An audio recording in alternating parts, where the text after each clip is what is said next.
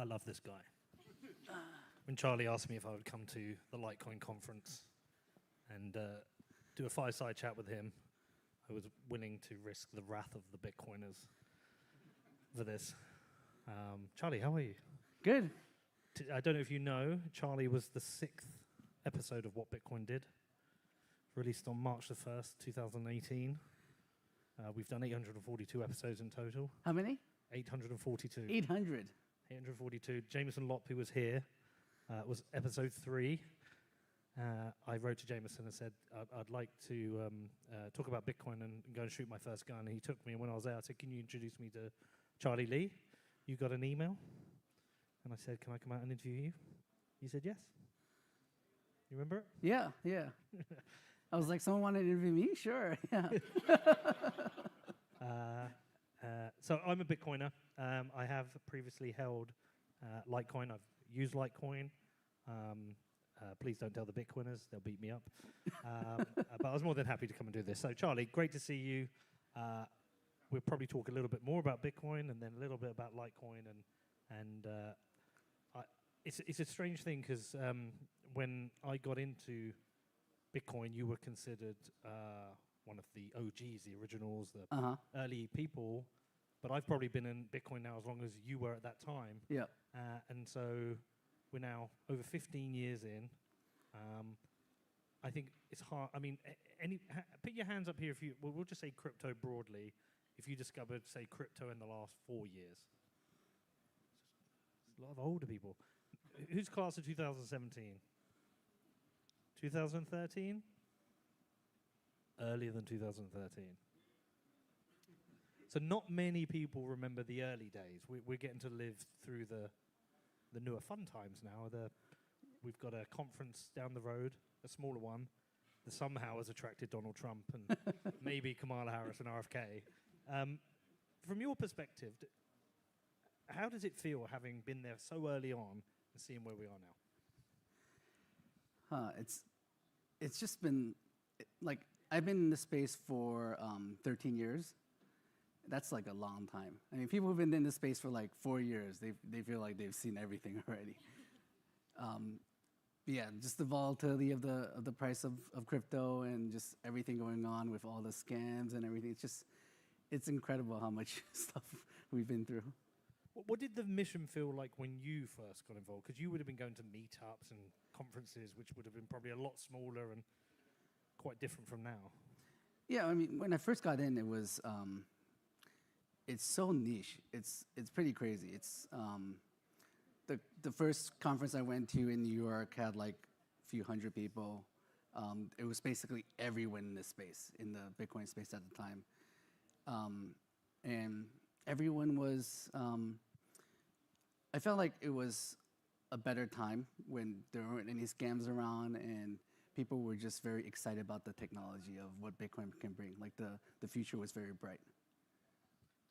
But we have grown over these kind of 12 years since then, 12, 13 years since then, and the 15 years of life of the project. But one of the interesting things for someone like me is when you go back and you see old interviews back from pre-2013, 2009 to 2012, you read the forums, the Bitcoin Talk forums, you read the articles.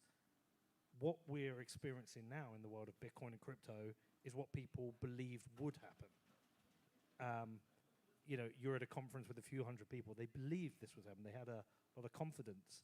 Yeah. To actually now see where we're at with, it's a legitimate, Bitcoin is now a legitimate asset. It is, we have ETFs, we have governments debating it, it's now on the ballot. To actually have got to the point where we are now, are you even a little bit surprised? I'm definitely surprised because back then it was Bitcoin, there was just so much uncertainty, right? It was so easy for a government to come in to kill Bitcoin or for a hack or for the code to fail somehow because it was so untested. But we actually have not reached like the final form yet, right? So back then, what's that? The final boss. The final boss. Well, the ultimate goal is for Bitcoin to become like the reserve currency, right? That was like kind of back then the ideals of the people around the space was Bitcoin will eventually overtake the US dollar. So that is yet to come. Okay, so despite Bitcoin being what it is and this incredible technology, you decided at one point to create Litecoin.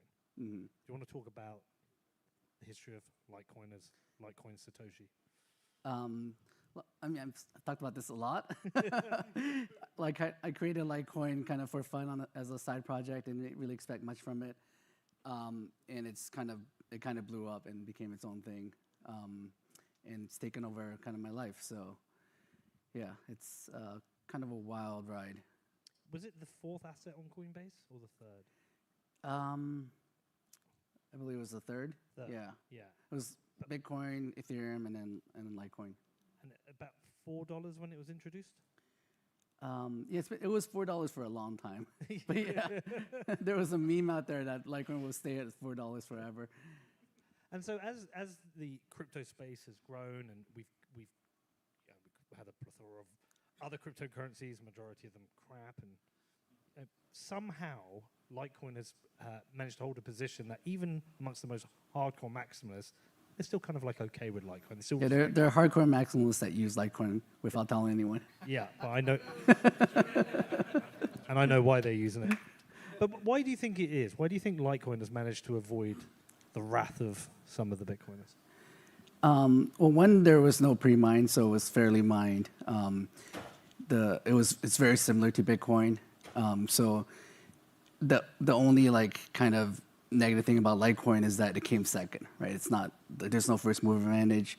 The other thing is some people don't like that I'm still around, whereas with Bitcoin, like Satoshi disappeared. So kind of people talk about the immaculate birth of Bitcoin, which is one of the benefits. Litecoin doesn't have that. But it's hard for them to hate on Litecoin because it's so similar to Bitcoin. So what is the role of Litecoin today then? It's a complement to Bitcoin. A lot of people use it because it's fast and cheap, and people just like using it as a payment. It just works, and that's what's kind of the beauty of Litecoin. And why has it managed to maintain that speed compared to Bitcoin when it is so similar? Yeah, I mean it's kind of a few parameter changes I made, so it's not something like incredibly hard to do. But the reason why it's been functioning so well is because of Satoshi. Like the system he designed is so robust to any issues that it just keeps on working. Like Litecoin has been up, the network has been up running flawlessly since October of 2011 when I created it, when I launched it. And it was definitely you, it wasn't Craig Wright. Yeah, it's definitely me. Yeah. I mean, it's not been confirmed in a court of law that Craig Wright didn't create Litecoin. That's true. That's true. I'm not sure how much I believe you. That's true. I mean, I remember when I used to trade shitcoins back in 2017, I used Litecoin a lot to move value between exchanges because not every exchange listed everything, and it was expensive and timely to move with Bitcoin. So you would trade into Litecoin. Say if I wanted to move something from Coinbase to Bittrex, you would trade to Litecoin, especially during that spike, and then you would trade back into Bitcoin or into the other assets, and it served a real purpose there. It was kind of like what Tether does a bit now. Yeah, and people still use Litecoin to move value around. It's kind of like it works so well that's why people use it. Yeah. What else with Litecoin? I've always felt like in some ways, and I don't think this is an insult to Litecoin. I think it's actually a good thing that Litecoin became a little bit of a like a test bed for Bitcoin. The technologies maybe people were talking about should come to Bitcoin. I would often see people on Litecoin saying, well, we should try this first. Yeah. Now, was that something you were okay with? Yeah, I actually was a huge proponent of getting SegWit activated on Litecoin back in the day. It was 2016? And because Litecoin is better for that when compared to Bitcoin because the development team is more centralized, so it's easier to make decisions. Like right now with Bitcoin, you can't really make any changes without a huge fight and a lot of infighting and stuff going on. Whereas with Litecoin, we're more nimble, and because I'm around, I can kind of describe my vision, and if people get behind me, we can easily get something done. So that's what happened with SegWit, where we still had a big fight with miners to try to convince miners to activate SegWit on Litecoin. But once it was activated, it kind of proved to the world that SegWit works. There's none of these like issues that people were worried about. And once that kind of was proven, then it was more easily accepted by the Bitcoin miners and Bitcoin community who activate on Bitcoin. And is that a more healthy kind of test net? Because I know Bitcoin has a test net, but you're not really playing with real money. It's like playing poker with Well, it doesn't count. The whole thing about Bitcoin and crypto is game theory, right? The game theory aspect of it makes Bitcoin work. So without real value behind the coins, there's no incentive for hackers to attack the code, to try to steal money from it, to break it, right? Without that incentive, the testnet is useless. Should we talk about privacy? Sure. Okay, so I know you've been a big proponent of privacy.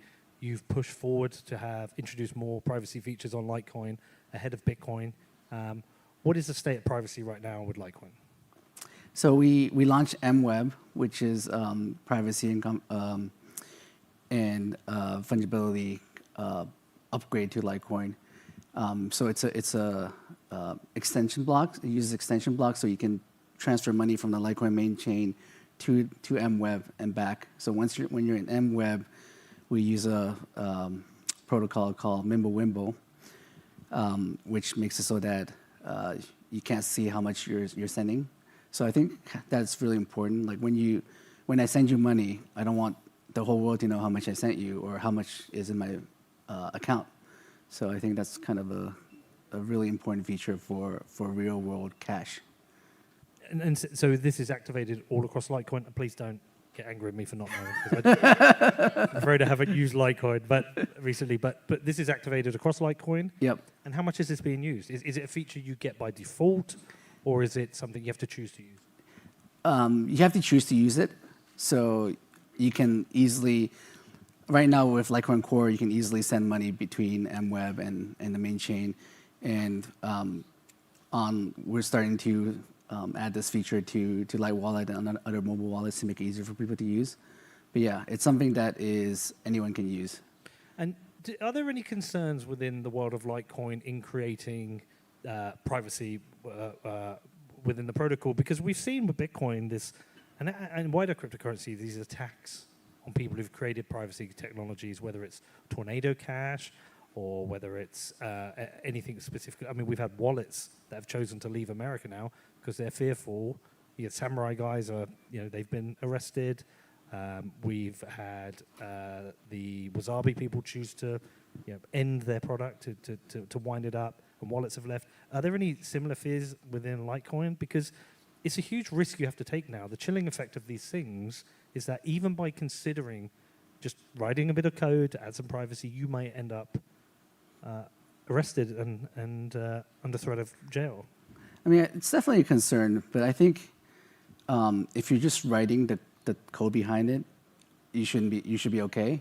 I think one of the issues that some of these companies have gotten into, troubles they've gotten into, is because they've been promoting it as they've been talking to people like money launderers and other people promoting usage of that. I think that's where you cross the line. But just writing code, privacy preserving code should be safe. There are some good wallets out there that also support Bitcoin alongside Litecoin. What are the other differences between the two? If you were going to pitch out to Bitcoiners who are a little bit skeptical, they're like, I'm not sure I want to use this, what would you say to them about Litecoin? I would say just try it, right? If you actually sent a Bitcoin transaction versus a Litecoin transaction, you can really tell the difference. Like whenever I send Bitcoin, I'm always concerned about like how long I have to wait until the confirmation. And sometimes you run into like 30-minute blocks or 1-hour blocks. You're just waiting for a confirmation. Whereas with Litecoin, it's just so much faster. And yeah, if you just use it, you'll see the difference. By the way, I lost a private key to a wallet with 500 Litecoin in once. That's too bad. Yeah. Yeah. It was, so me and my brother used to buy it together. Yeah. We bought 500 Litecoin when it was about $4. It's okay. I'll print some more and give it to you. Thanks, Craig.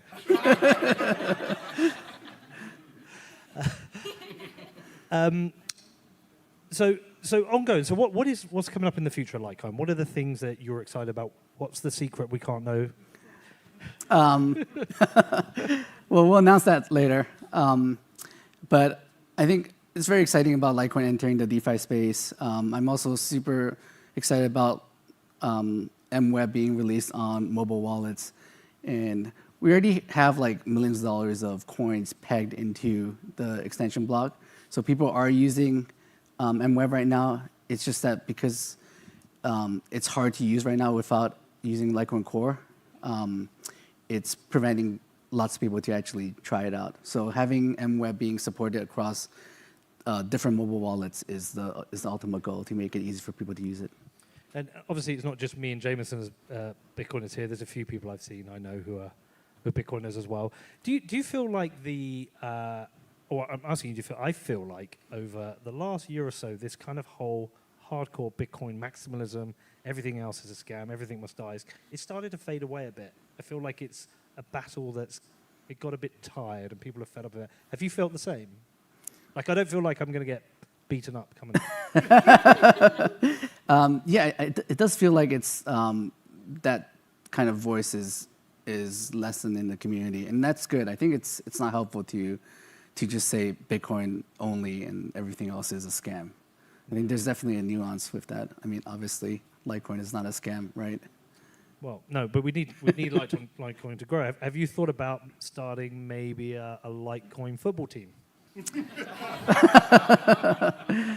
Is that a pitch? We could no. I've already got it. We could have an annual crypto cup. Yeah, between Litecoin soccer team versus Bitcoin.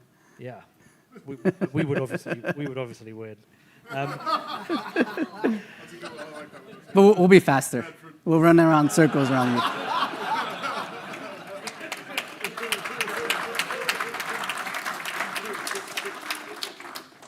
It seems like people in here are having a bit more fun than a Bitcoin conference. Better sense of humor. Yeah, Litecoin Summit is always a lot more fun than Bitcoin conferences. All right, you guys give me a look. I think I've got about a minute left. Let's finish up. What do people fight about in Litecoin? What are the controversies in Litecoin? People always hate on me for selling my coins. You sold them all? Yeah. Oh, I remember actually.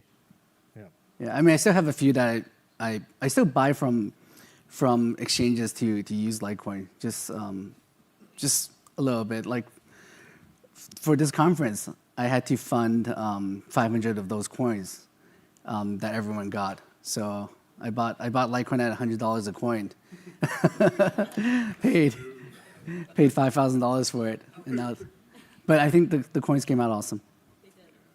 I didn't realize $100 a coin. What's that? So my lost wallet has got $50,000 of Litecoin in it. I got a 2-minute. Are we going by the clock or by you? Are we done then? We're done. Thank you so much for having us. Charlie Lee, legend. Appreciate it. Yeah, thanks, guys. Thanks. Awesome. Great job.